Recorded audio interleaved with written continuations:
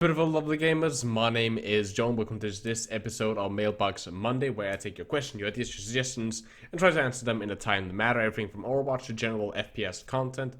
So, of course, if you want to submit your own question, your ideas, or anything like that, on our Discord server, there's a channel called Mailbox Monday. Of course, you can also leave a comment with your opinion on any of the questions for today. It both helps against the abusive YouTube algorithm. Same if you press that like button, that really does help against the YouTube abusive algorithm. And it also does that, well, I can get some third-party opinions. So it's not just, me rambling in with my opinions and stuff. I do generally read majority of all content, comments that I get notification about, and take those into consideration to try to at least expand my horizon. And getting other people's opinions in general just awesome. So let's start with the golden question of today, which comes from Golden Kirby. If you could make an Overwatch hero, what would it be? What kind of abilities / playstyle would that hero have? I think that Overwatch is severely in need, or not in need, when you think back about metas that has been irritating, and this depends again how you look at it, because some people really do like bunker, some people like double shield and goats, some people really did like those metas, and you have to take that into consideration, that new heroes and playstyles like that will in the end also make some people irritated. You will never make the entire playbase interesting. But what I think could be really cool is either a gas user, a fire user, so some form of dot, so damage over time ability, like for example a gas grenade, a very small gas grenade, or what I even thought, a very small area of effect, not very large, it's mostly, build against like these campy, more stationary styles, like for example bunker, to force rotations and whatnot, that would weaken the defense by 50% on every target. For example, 50% or something similar. And like a very big, just like small, not too large AoE that would need a skill shot, a form of toss. You would kind of, and then there will be this like area effect that might have been reduced by 50%, or maybe it dealt a little bit of damage, or maybe it's just a smoke nade, so you can't see through it, so at least that area is kind of blocked off a little bit.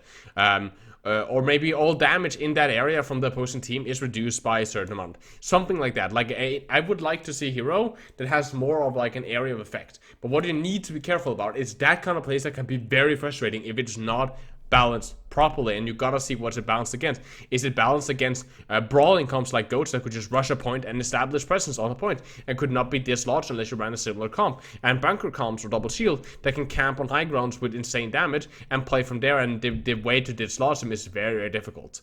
So that's what I would like to see, or at least I think that is very fun playstyle that would at least change the meta to a certain extent, which hasn't been explored too much but too many other YouTubers. Now, Spooky Hole asks, do you think we should get a pink Mercy type skin for breast cancer awareness? I think that's nice. What you have to be very careful when it comes to it. I think that, first of all, it doesn't have to be just breast cancer. I think it can be all kinds of illnesses and so on. Of course, that's going on about. Blizzard needs to be very careful that they don't post too many of those, as then it just feels like more of a bypass. It should be a rare occurrence. It should be a very rare occurrence, like once a year, once every other year, because again, if you want to really give money to a charity, then you should go and give it directly to the charity. Don't buy it through Blizzard. Go then and donate to the Red Cross or any other like good charity. You guys probably can find those. And I'll link a couple down in the description that you guys can go and donate to if you guys are interested. So yes, I would like to see something like that. Maybe a pink Genji skin. It needs to be a hero that a lot of people play. So for example, a pink Genji skin could be really, really good. But again, Blizzard needs to make sure that they are staying off and making sure that there's not too many of them, so it doesn't feel like we're just getting pressured. Vigor asked, what do you think of Project A? I think it looks cool. A lot of people call it the Overwatch killer. I think that's weird because it's look more like a tactical shooter with abilities, which makes me think like CSGO. It looks far more like CSGO, maybe like a crossover between Rainbow Six Siege, CSGO, and Overwatch, maybe something mixer like that. I think that it looks really cool. I can't wait to play it. I would, right, please give me an early access key, even though I'm not a very big YouTuber. I would love to play it. I'm probably going to play it and review it and check it out, but I don't think that that's going to affect too much on Overwatch, as Overwatch has its own player base, and it doesn't even look like it's even remotely the same playstyle. Kirby Boss asks, thought on BlizzCon exclusive skins. I think they're good. Again, like, I like the skins. I did a review on them. I think they're a little bit too expensive because I get, like, the problem with BlizzCon skin is I don't mind getting the skins for Overwatch. Like, the Winston one, the Bastion one, I really wanted those. But then they just get, like, a bunch of junk because I don't play StarCraft or WoW or Diablo or Heroes of the Storm or Hearthstone. I play none of those. So paying $40 or whatever, 40 euros for one or two skins in Overwatch is not really economically viable. And I posted a statistic on the YouTube page, on like the community page, and I think like 97% of, at least last time I checked, 97% of people that voted on that said that they did not buy it, and most people in the comments said they didn't buy it because of the price.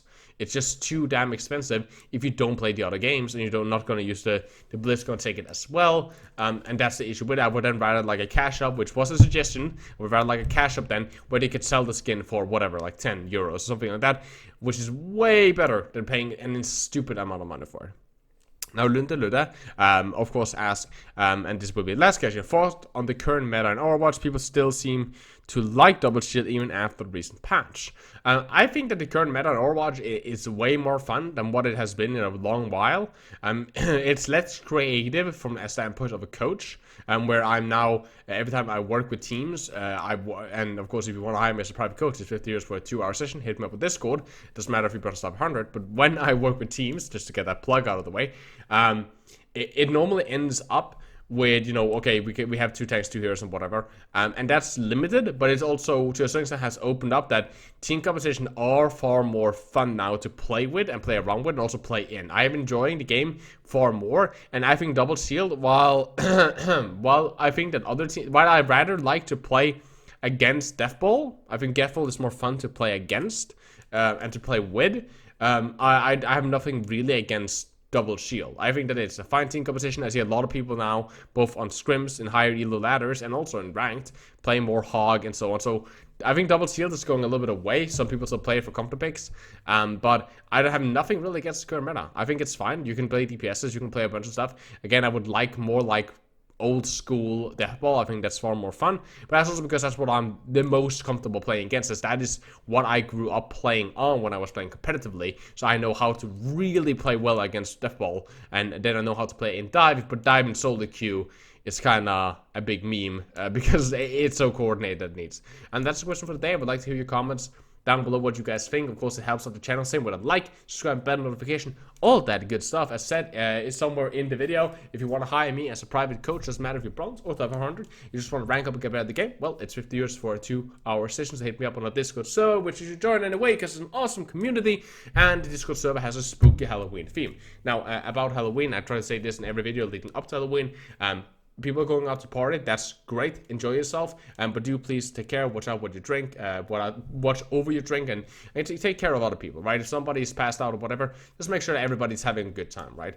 So please take care of yourself, don't drink and drive, all that good stuff, because somebody do care about you, a lot of people do care about you, I care about you, so please take care of yourself during this Halloween, take care of others that can't take care of themselves. Besides that, guys, thank you so much for watching and all the support. I love you guys very much. And my name is Jonal, and you guys, as always, keep the enemy in your crosshair.